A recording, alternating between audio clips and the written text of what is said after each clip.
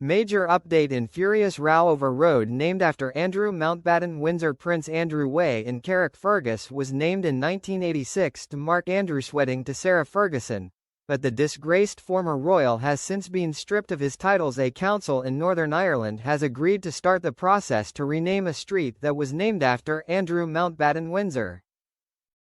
Prince Andrew Way in Carrickfergus was christened in 1986 to commemorate Andrew's wedding to Sarah Ferguson. However, the former royal has since been disgraced due to his association with convicted sex offender Jeffrey Epstein, and allegations by the late Virginia Giuffre that he sexually assaulted her when she was a teenager. Andrew denies the accusations but gave up his royal titles, including the Duke of York, in October. The king then initiated a formal process to remove Andrew's style, titles and honours. Alliance Party councillor Lauren Gray proposed to Mid and East Antrim Council at a meeting on Monday evening that Prince Andrew Way be renamed. She said the issue of renaming the street has been suggested to her since she was first elected to the council in 2019, but that over the last year that had grown substantially.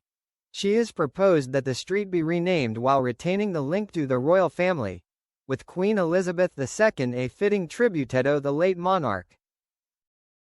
In recent weeks, as Andrew Mountbatten Windsor stepped away from some of the titles conferred on him, and now with the royal family removing his style, title and honours, we're now in the space to have this conversation, she said.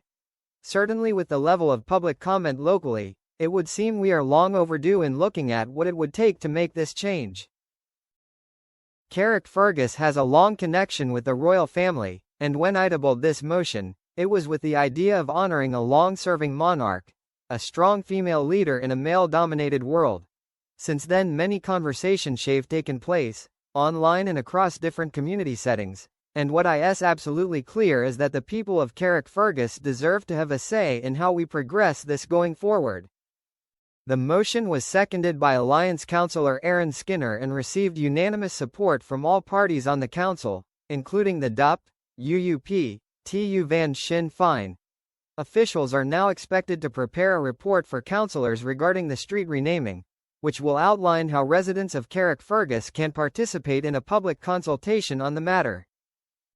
The council was informed that approximately 10 addresses are located on the street in question.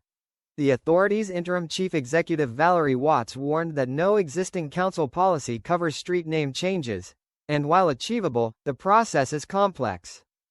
Clearly I respect the views of the Chamber this evening on this particularly emotive issue.